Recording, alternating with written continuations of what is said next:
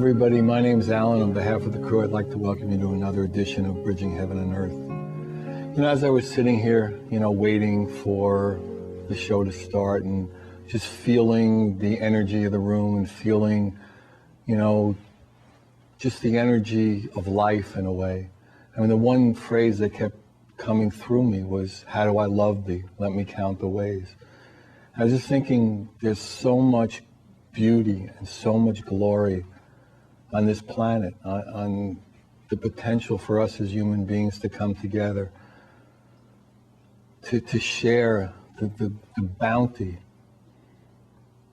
in a way that's equitable and fair and loving, and in an experience and a realization of the love and the oneness and the connection between us all.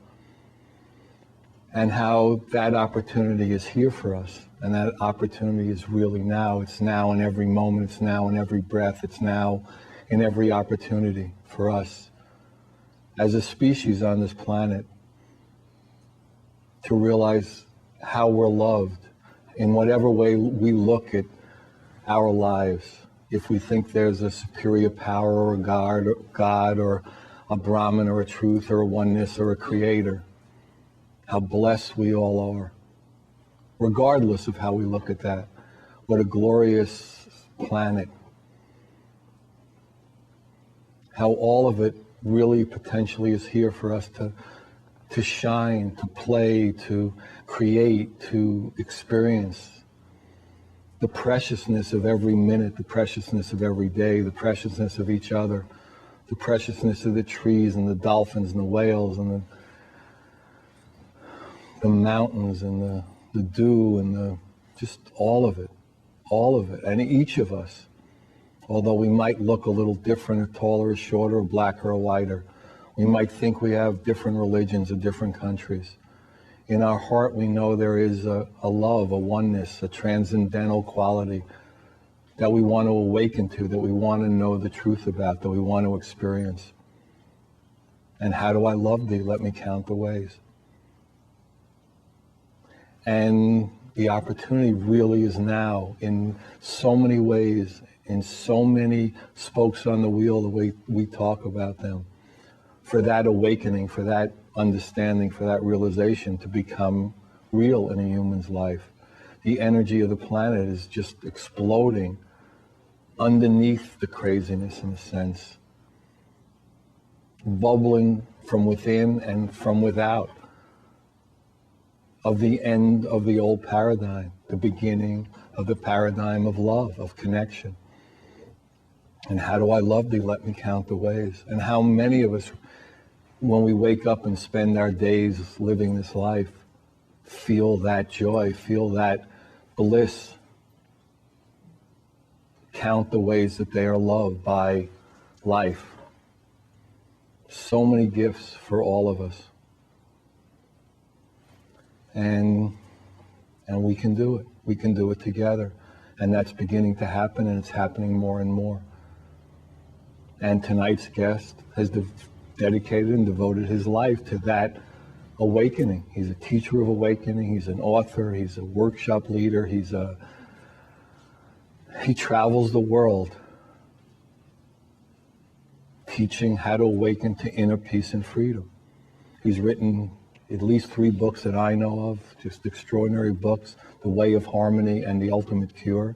And he's got an extraordinary new book out, End Your Story, Begin Your Life, the revolutionary practice that sets you free. And Jim Dreaver's life is about that love, that awakening, that connection, that realization. And more, that's what his life is just a manifestation of. And as he walks on this planet, and as he does workshops or seminars, he's vibrating that realization. And we're honored to have him here with us to share. And as we normally do, we have 2 extraordinary videos. This Sean Galloway, it's a new piece.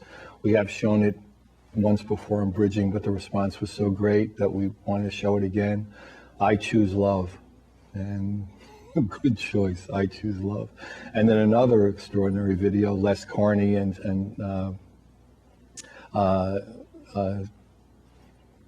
put together this beautiful piece about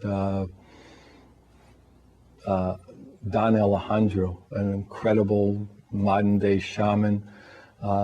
He and Les Carney and Steve Copeland put it together, and it's just an unbelievable piece. And then, as most of you know, we also have art, because we're in the middle of this world opening, world expanding art project that came as a vision, and we have two people here who put in pictures.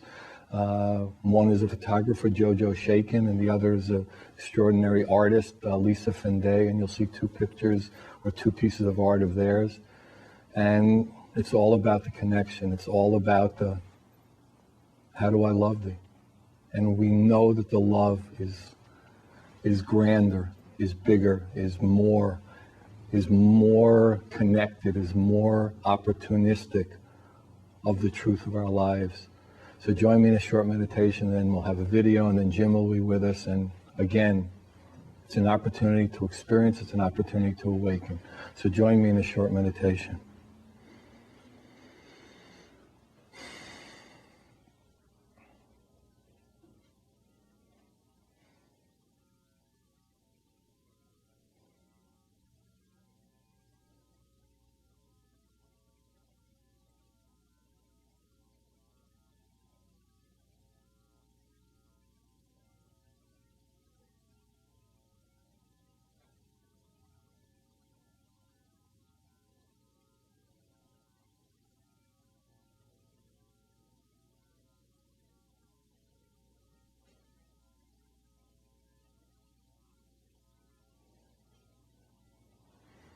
Thank you. So the first video tonight is Sean Galloway, I Choose Love, and then Jim will be with us. I Choose Love. Enjoy.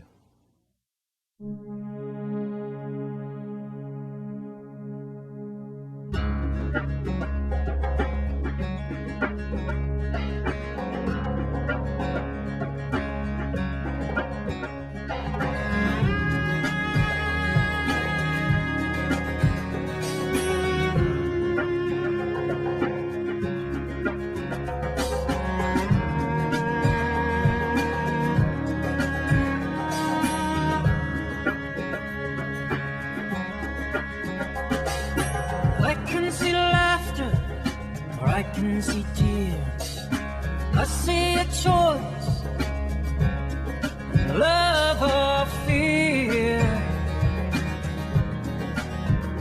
What do you choose? I can see peace, or I can see war.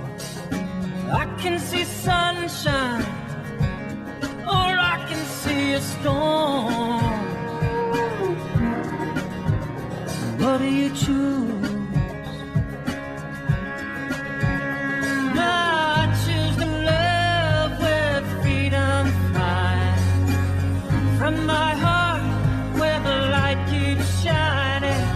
And I choose to feel the whole world crying for the strength that we can rise above. I choose love.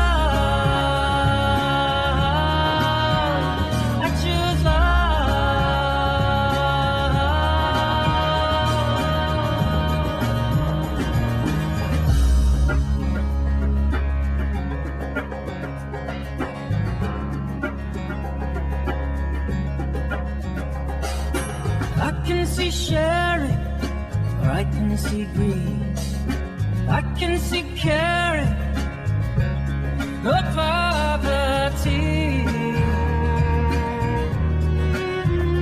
What do you choose? I can see gardens, or I can see bombs. I can see life or death coming on strong. What do you choose?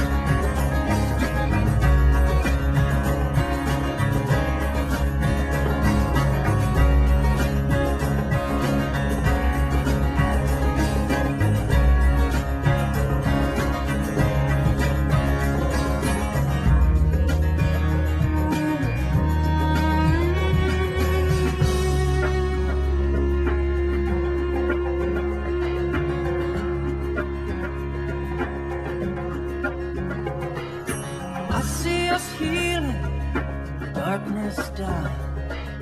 I see us dawning as one world united. So what do you choose? Love or fear? Oh, we choose.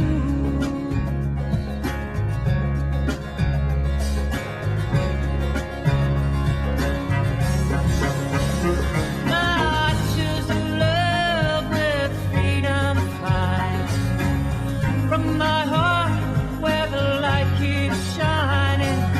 I choose to feel the whole world crying.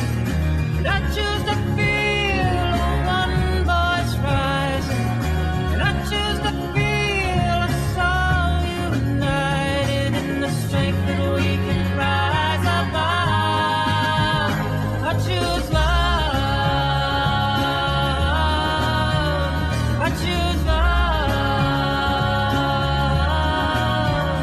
I choose love.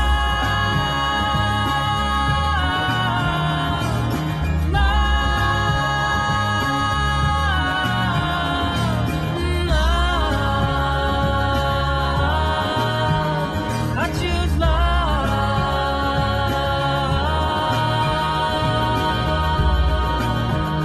I choose love. Woo! I choose love.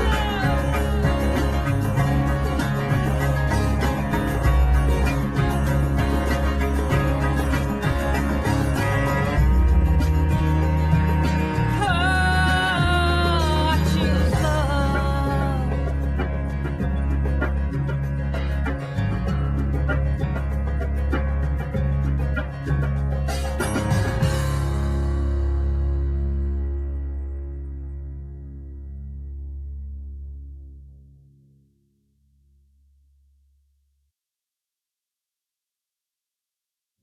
Hi everybody, welcome back. So that was a beautiful video, I Choose Love. Good idea, don't you think? And the picture you're seeing in between us is Lisa Fanday, Pathways to Paradise, another piece that's coming for the art project. Whatever people feel to manifest, bridging heaven and earth, and it's just all different formats, all different styles, sizes from all over the world. Everyone's welcome. It's infinite, it's inclusive. So if anybody's interested, please join us. So we're on the set with Jim. Welcome, Jim. It's great, Hey. great to finally have you here. Good to be here. Yeah. So I talked in the opening a little about awakening, and Yes. you know, and we were talking earlier about a teacher of awakening. Why don't you talk about? You know, it's interesting because when I started to think about the opening right before it started, I Right. thought, am I going to talk about awakening to what? And then it came out with, you know, how do I love thee? Let me count the ways. So maybe you need to talk about it. What do we need to awaken to? What are we asleep about? Why don't you talk a little about that? Okay, we need to awaken to reality here and now. We get lost in the dramas inside our head, the stories.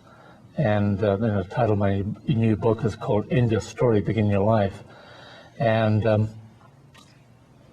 when we're lost in the dramas inside our head, they play out emotionally in our bodies. So when we wake up, it's waking up to the fact that you're not your story, you're the consciousness that creates the story, that the presence, the awareness that creates the story. When you see that, it's like you wake up. You maybe have a mini awakening, and then you can really love and be here. That's, in a nutshell, that's what it is. So it takes time, though, to see that we're not our stories.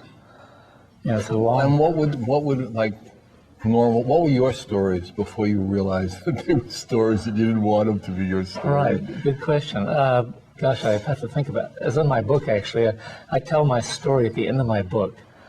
I say the appendix. This is my story, and this is the story of how I came to realization, not my story. So. The normal human dramas of, the story. I was a New Zealander and an army officer, and I had these identities, and I wanted to be successful in various ways. And But what I really wanted to do was wake up and get enlightened or self-realized. Be And happy. ultimately, that's the Yeah. bottom line, yeah. Right. Be at peace, be in the flow. And so I got freer and freer because I had a teacher, a guide who guided me on this journey, and he taught me that to look within, to look at myself, to see that, and I was not the story, I was what was seeing the story. It's constantly coming back to the seeing. We are the seeing. To be awake means you know yourself as the seeing. So you're the seeing that's manifesting right here, right now. We still have a body, we still have a mind, personality, but when you know yourself as the seeing, what's behind it all, that's freedom. And that's when you're in the flow. And it feels good to be in the flow because you have no resistance, no reactions. No, you just, whatever it is, you flow with it. Yeah, that's... And why do you think it is? I mean, clearly on this planet, people believe the story. I mean, there's a tremendous momentum and a tremendous habitualness to the stories and all the different stories and the stories of religion and color. You know, the strong stories, Right, which is male, why female. we have so much conflict. Right. So what? How did we go from like a child who doesn't have a story Right. in a way? So why don't you describe the process and get us out of it while you're at it? Maybe that'll be the second half. Get us out of this story. Well, you know, we were born innocent. And up until about age 2, we're just pure being, pure sensation, pure experience, pure emotion, and we're just responding to the moment. But then somewhere around age 2, the sense of I, of being a separate self, develops between our ears. We become identified with that. That becomes our identity. Me, myself, and my story is the reality that we have between our ears. It just gets heavier and heavier, and by the time we're in our 20s, we're really locked into a story. And so this work is, the work that I teach, and many others are teaching too, is all about coming back to something pure and original within us, which is behind the stories. We still have a story. We always have a story, but now we know we're not our story. We are this awareness, this knowingness, this beingness that is present right now. Right now. And so that's the, and then we can truly love, because when we're not attached to any story, or not identified with any story, our love is truly unconditional. And, you know, your show is about the oneness, about love ultimately. And so we can really love unconditionally, because there are no conditions on our love, because we're not identified with any story about how love should be. And, yeah. And so how does one begin to, would you call it unraveling the story? Would you call it, you know, cutting to the experience of the no story? I mean, what was your path, and how do you teach it now? How does that work for you? Well, how I teach it now, I just taught a workshop at Esalen Institute, and I basically have people tell their story, the significant events in their story, the traumas, the upsets, the successes, in the first day or two. And so they get the story out and they can see it. This is my story. And of course, most people love to tell their story, right? They love talking about themselves. And but at the same time, because I'm very present in the workshop, I'm encouraging people to see throughout the workshop that they're not their story, they're what is creating the story.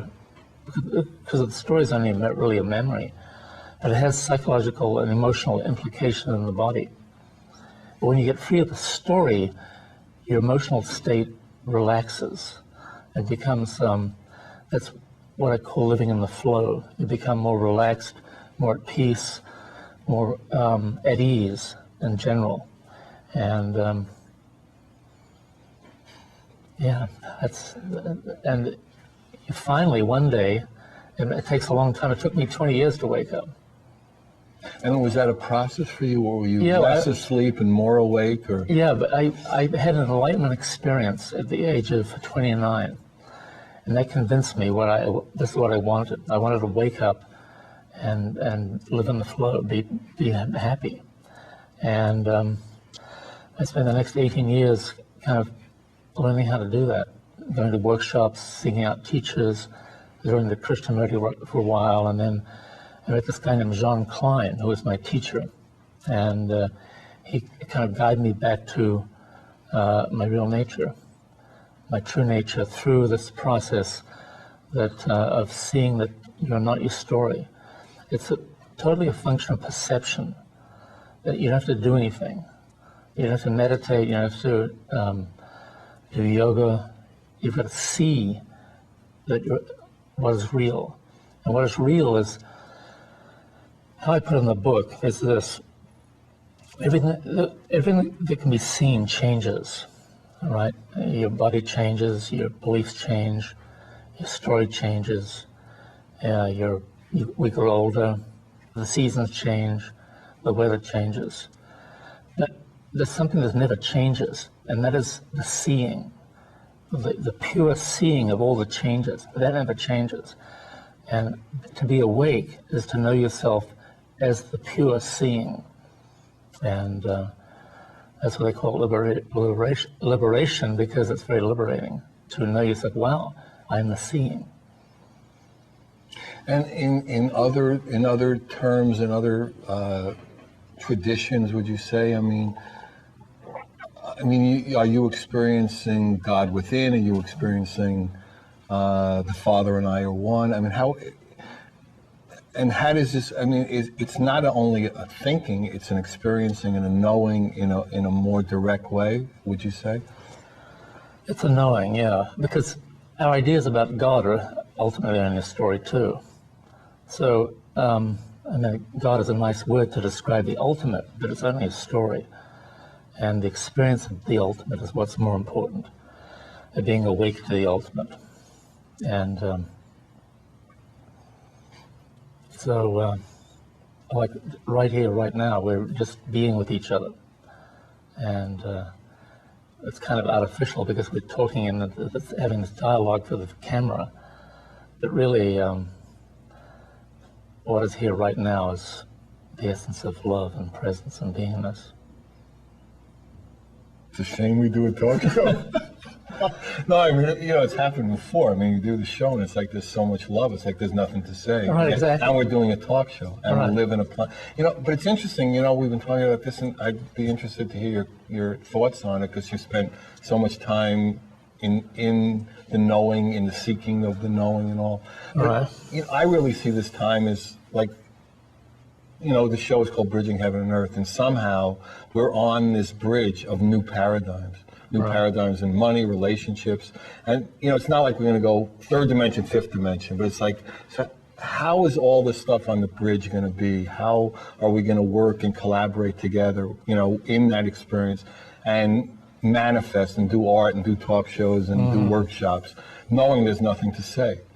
Yeah. There's nothing to create in a way. Why don't you talk a little about that? Okay. I write about that in my book. In the first section of the book, I talk about my vision, and exactly what you're describing, a vision of the world where people are not identified with their stories, but identify with their true nature of being.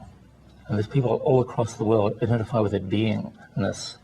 And the world works then. Everything's beautiful. We're creative, and we build new things, and we have a spirit of competition that is not the old form of competition, but a competition which says, hey, good on you, you're cheering each other on, and you're encouraging each other. True collaboration. To be your best. Right. And so it's a true collaboration, spirit of cooperation.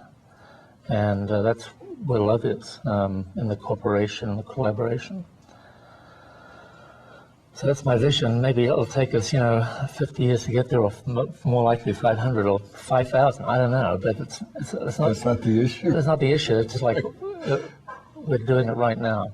We're being it right now. Yeah, we talk about it as like being love in motion. How would that be? We don't know, but it would be beautiful. And how would we interact, and how, all the ways it would fit, we're not sure, but it doesn't matter because it's just going to be beautiful. Yeah, it's I talk about being in the book. Most people do what they do in order to have what they're seeking, their goals and dreams, so they can be happy. But that's not the way to do it. It's not the way that I'm teaching, and many other people teach this too. But it teaches the art of being first, like how to be at ease and relaxed with yourself, and how to just be in the moment, be present in the moment. And then out of that beingness flows the next thing to do. You see what needs to be done, or you pursue what you really want to do, some dream or goal or vision. And then you have the result of that thing. But you're not dependent on the result for your well-being, because There is no result, in a way. because you're already established in beingness. You're at peace, right? So that it really is in the journey, not the destination. And the results are great, and they're to be welcomed, and successes to be enjoyed. But what's more important is the journey, the sharing. But we were talking earlier, I mean, it's an infinite journey, so, you're never there, and you're never not there. Right. It's just, go ahead, that's beautiful. Yeah. So, I mean, in your experience, you travel a lot and you do workshops, do you find more and more people coming into wanting to know new ways, wanting to come back home, if you'd call it, wanting to come into an authenticness, and they realize that their identifications are so silly and so phony on some level? Yeah, that's happening more and more. I just was in Boulder recently and doing a workshop, and going back there in a couple of months, and people are wanting to wake up, to be more present, to be here now. You've got to honor the past and the stories of the past. You've got to keep an eye on the goals and dreams for the future. You've got to live right here, right now. And just, when you understand that, there's something freeing about that. Okay, well, at some point, when you were in the book and you were talking about it, like at a point 18 years before another thing happened, you had an experience that there is this freedom, there is this love. What took you 20 years to unwind, and are the tools you're teaching now in terms of human time being able to speed that up and bring that authenticness more into a human life? I think so, yeah. I think the teachings are more available now. Teachers are getting better. It's one thing to wake up, but it's another to teach it. And so, my journey as a teacher has been unfolding for the last 12 years. And I kind of get clearer and clearer. And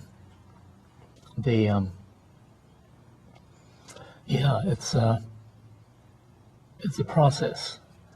It's a process of teaching clarity, teaching clear thinking, and above all, seeing that you're not your mind. You have thoughts, you have a story, but you're not your thoughts, you're not your story.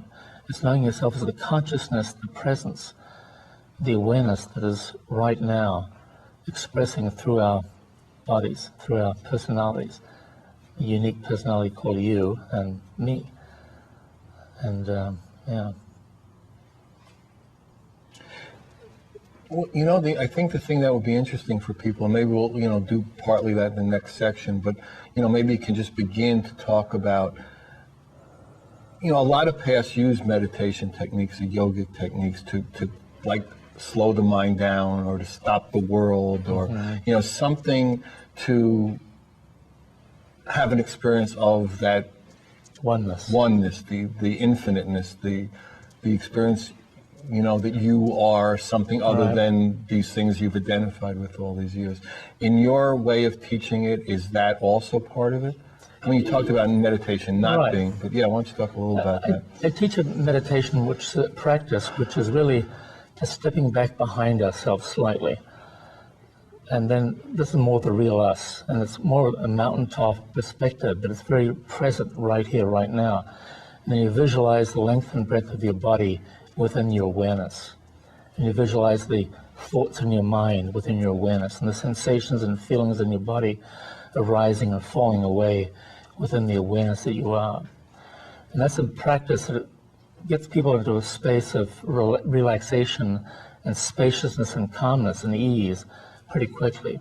And they can see more, wow, this is what real. They get a taste of their true nature. It feels like harmony as opposed to disharmony. Right. And then you start to think this is a lot better. Yeah, exactly. It Harmony feels a lot better It than feels better, disharmony. yeah. It's not as discordant, it's not as... Right. You know, I mean, it's interesting with that experience, like you can feel like, you know, almost high, and then you feel, when you believe your story, you go right into your, you know, your Contraction, solo play, yeah. and, you know, it doesn't feel as good. Right, so that stepping back with your awareness, whenever conflict arises, I teach people that. Whenever conflict or suffering arises, step back with your awareness, and you'll get a little freedom from it.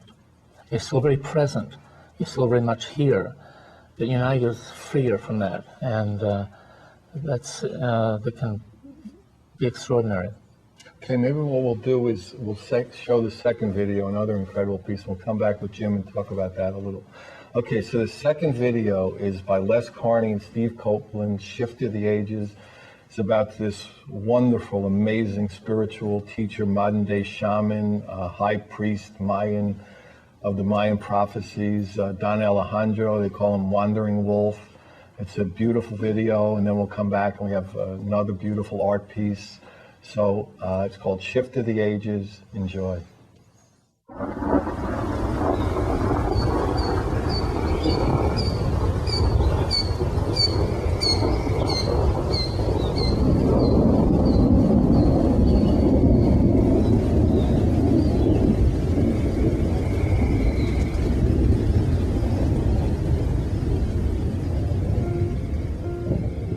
Some people say that the rotation of the Earth might change when we go through it. They talk about the changing of it's a shift, a shifting, physically shifting of the Earth.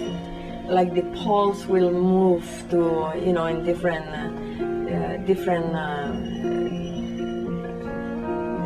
place, different position. This movie will be first step for the opening, for getting. For feeding, you know, the need of getting a better world, to clean the world, to stop violence, to begin being like brothers and sisters, to be closer, to see that there is no difference between religions, between races, no borders.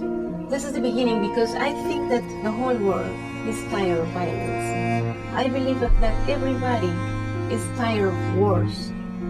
We want peace, and we have to insist that our governments stop these wars.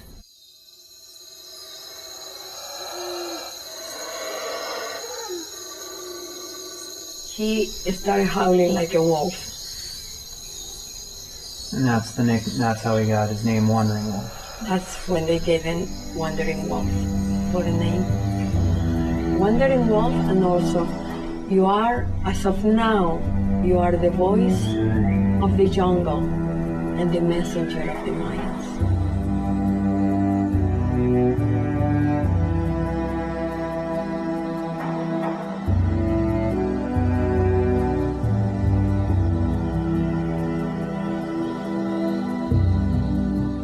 Nosotros, los guías espirituales, estamos dando cuenta de lo que hay en el futuro. La vida de nosotros, no pensamos solo la vida de nosotros, pensamos la vida de nuestros hijos.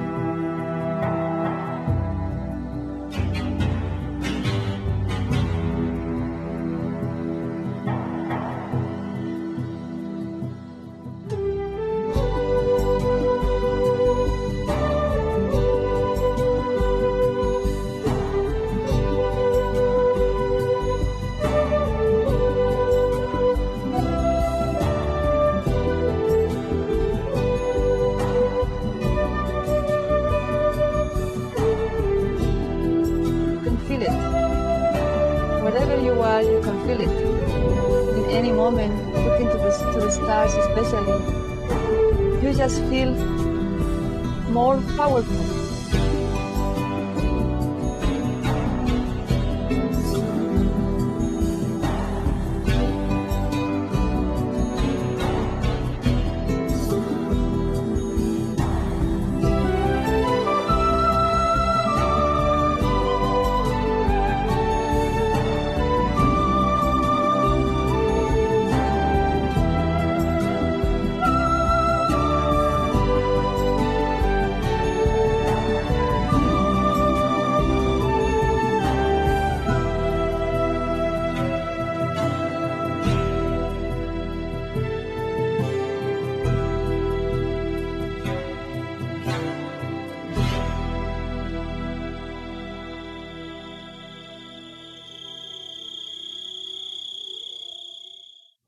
Hi everybody, welcome back. So that was a beautiful video. Thank you Les, thank you C for sending that to us. And the beautiful photograph you're seeing in between, this is Jojo Shiken, meditation. Jojo's a new friend of Bridging, and he's just, really dedicated to expressing that love, expressing that oneness through his photography, and here's one of a meditation. So I don't know if you can see it and feel the power of it, but it's definitely there. So welcome back, Jim. It's great to be back again. So we were talking earlier about the process, Right. of the awakening, of the recognition of that you're not your story, that there is something behind the story, there's a consciousness. Yeah. And you teach workshops all over the world that Well, not help. all over the world, but maybe. I'm talking to a guy from Sweden next week, so maybe I'll be Well, it's funny because I saw a lot of stuff on the show and it ends up happening soon thereafter. Yeah. We were talking, we had a guest on the show who was a musician, and all of a sudden I started talking about him doing this, Broadway thing. And he said, I've been thinking about it, now I have to do it. He's doing this thing with Camelot, a new kind of Camelot, starting where the other one ended, and he's putting it together. So you will be traveling all over the world.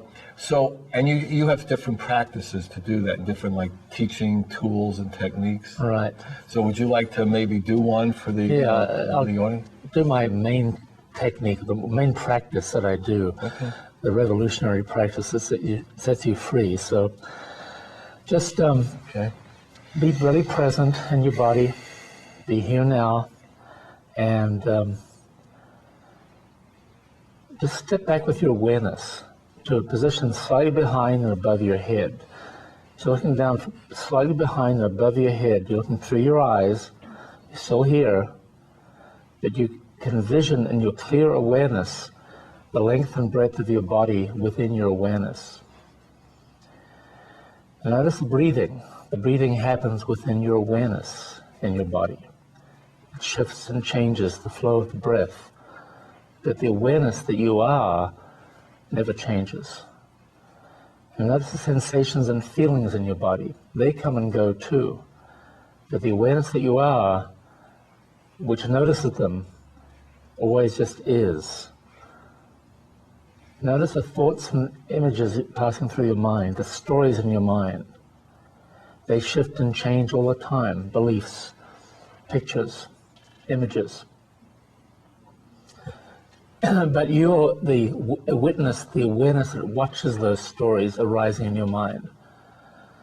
And that never changes. You are the changeless awareness that notices everything arising in your body, your mind, your personality. Even the thoughts I, me, and mine. You can notice those thoughts. You can step back and notice the thought, oh, I was thinking that thought, I'm hungry, or I am tired, I must call my mother, or whatever. You can notice those thoughts. So you're not the thought, you're what is noticing. And this work of awakening is constantly coming back to what notices everything. And coming back to the awareness of yourself as that which notices. Pure awareness, pure consciousness. And then come back into your body and just rest and be here in your body. So whenever you have conflict, whenever you're suffering, whenever you're caught up in some kind of drama, that's a signal to step back with your awareness. Stop. You're really present. And just pay attention to what is arising and realize you're not that. You're the noticing of what arises.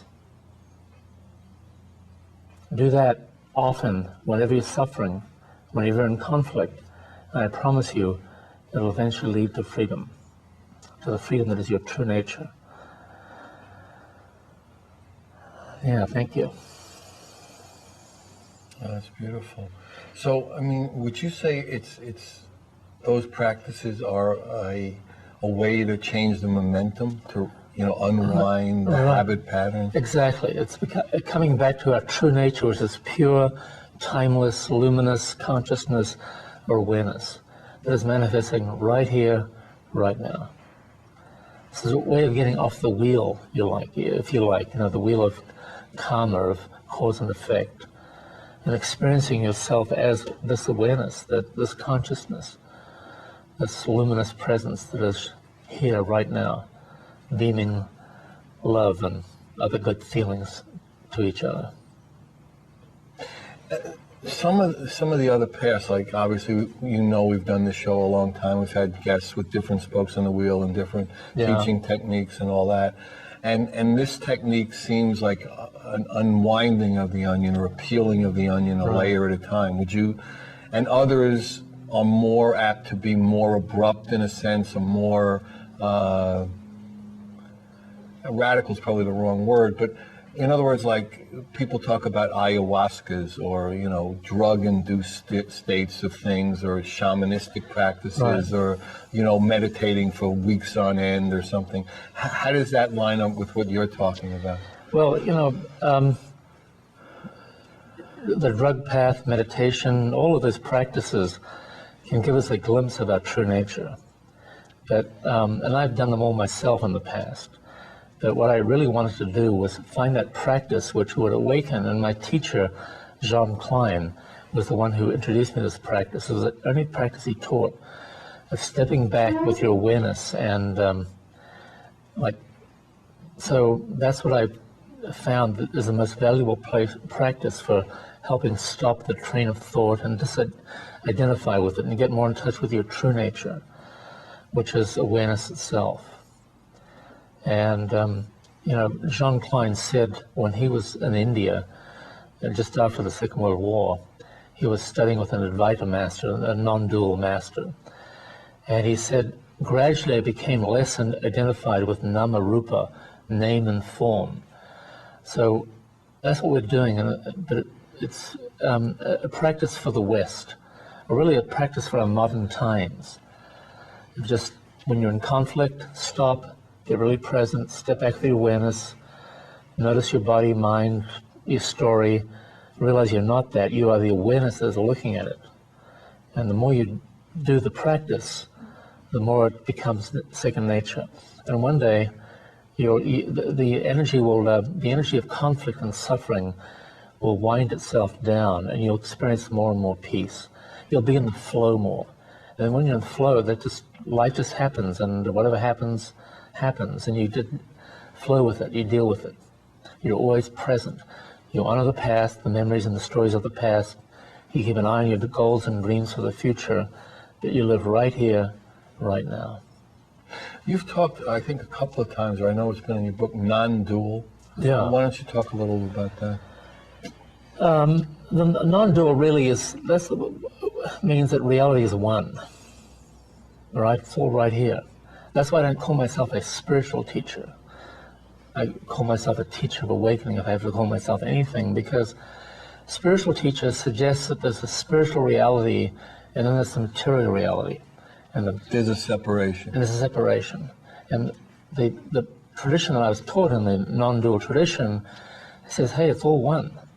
So it's the spiritual and material are really artificial divisions. Yeah. And when we go in and search for ourselves, we think that's spiritual. And it is, in a way it is. We're connecting more with our spirit, but ultimately there's no difference. The spiritual is the material is the spiritual. It's all one reality, or the non-dual reality. It's just here now. It's happening here right now.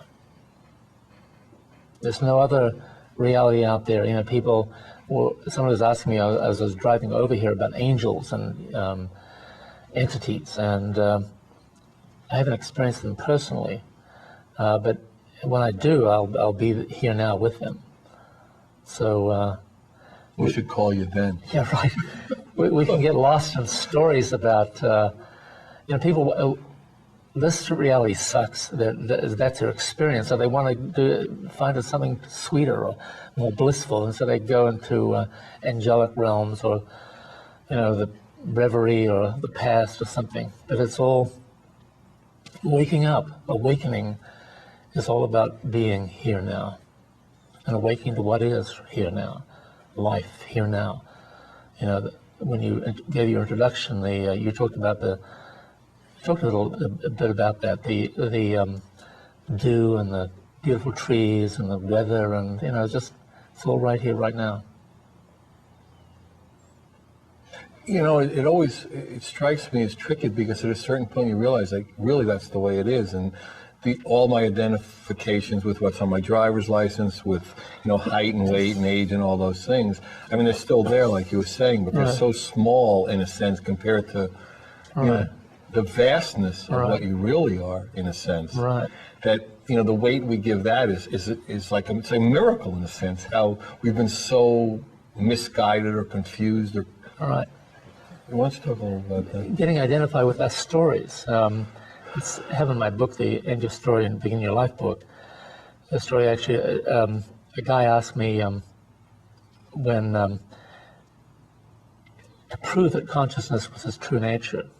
And it happened to be a Jewish guy. And he said, because I'm a Jew, and that's my identity. And I said, well, you're conscious of the fact that you're a Jew, right? And he said, yeah. I said, well, that proves my point. Consciousness is always prior to anything. Consciousness is always prior. I mean, one view of the universe has that the consciousness is the underlying substratum of the universe. Like, it all comes out of consciousness. So we can honor our identity, our Jewish identity or Christian or Muslim, but to know ourselves as consciousness first, that's what awakening means. To awaken to yourself as consciousness first, consciousness as manifesting in this body-mind personality. And that's when it becomes unconditional, because in consciousness, there are no conditions. But consciousness, paradoxically, is the source and ground of all conditions. But once we know ourselves as consciousness, as presence, as awareness, then we can honor our Muslim identity or Jewish identity or Christian identity. Then we can honor our ethnic story, our tribal story. We don't get lost in it. But when we're not awake to that reality of consciousness, we have we can identify with the story, with the a driver's license, with the people in Iraq were being killed because of their names on their driver's license. They were Shiite and they're being slaughtered by Sunnis, or they were Sunni and being slaughtered by Shiites. I mean, that's absurd. Really? Yeah. That's amazing. Yeah, really, right. It's a miracle on some level that we still believe in that and we still act Right. from that story, that Right. idea. But up until age 2, we were innocent. We were beautiful. So that's why Jesus said, except ye be as a little child, you should not enter the kingdom of heaven. Well, that's what he meant. He wasn't saying to become childlike again, but just to become... No, not childish, but childlike. Right, exactly. Right. To have the innocence of a child. And the innocence of a child is simply this present awareness. Yeah, before all the momentum and the identities and the Exactly, concepts. exactly, yeah. So that's my message. That's in a nutshell. It's a very simple message. Wake up to your true nature, and you'll be free. But it takes time to get there because the stories are deep-rooted in our personalities. And that's why I talk about the art project being infinite and inclusive. I mean, Right. to break down the barriers more and more. And whatever explanation we give, we talk about a lot as being, just cutting a piece of infinity out. But how can we experience the ends to infinity? You know what I mean? Right. To be in the knowledge of infinity, just be being with the what is, that's how we experience it. when you have no story going on your mind, you're simply present in the flow of what is. That's beautiful. It's like, and this is why your show is so valuable, because it's, you're doing really good work. And Keep talking about that, we got. No, I was kidding. no, you are doing good work, and the message is gradually reaching more and more people. You know, I think really what we were talking about earlier is it's really a time for that, where it just, people are coming, you know, we were saying earlier that if we had, you know, the proper facilities or the proper, you know, assets available, we could do literally 300 shows a year with extraordinary beings coming forth with so many different ways to reach that Right. consciousness, reach that awareness now. The oneness. The oneness, because we get books and tapes and CDs literally from all over the planet. This is so far out. You know, we wish we could have more time to do shows, because there are so many beautiful messages in you know, as manifested in art and workshops and books and music and CDs, and it's unbelievable now. And we really see it happening. The new paradigms are being built. Right. That people are much more willing to collaborate. That people are much more willing to, like you were saying, you know, really be helping each other to be better, in a sense, but be better together. Right. You know, we talk about that everything's perfect and getting better. Yeah. That's a good. Is that a good? Yeah, good saying. Because everything we're doing, in a way, you know, the show could be got better equipment and better this, and we can, you know, bigger studio, more this and more, but everything about it is perfect the way it is. It is, yeah. So the more you awaken to the fact that you're not your story, not any story, the whole reality between your ears is unreal, which is what awakening means. You see that the whole me, myself, and my story reality is not real. We have a name because of we need to identify ourselves, but I'm not Jim Dreaver. That's just my handle. Just like you have an email handle. But when you see that, and the more you see that, the more you realize, wow, I can then create from nothing. You create something out of nothing. And that's the source of true creation. Like you're wishing you hold the vision of having more funding for videos or something like that. You hold that intention and you sit down and kind of review that intention just for a minute, once a day, and with a clear mind, because you now know you're not your thoughts. Then you can use the power of thought to create with, because everything man-made, human-made, from the smallest microchip to the biggest skyscraper, started as an idea in someone's mind. So thoughts are very powerful. Creation is very powerful. And the more awake we are to reality, to the truth that we're not our story, then the more free we are to really create some powerful stories, new stories. There's no resistance. Right, exactly. Yeah, right. Because we always have a story. But the key to awakening is to know you're not your story. And even at some point, you really feel like you're love in motion, and you're not believing your story as you're passing through it. Yeah. You know, so, and actually we're coming to the end of this particular story. So, you know, really, it's an opportunity. Thanks really for being here and being with us. But, okay, so we're coming to the end. If you want any information on Jim, the books, the workshops, you know, give me a call, Alan, 805-687-2053, 805-687-2053. Good night. God bless you.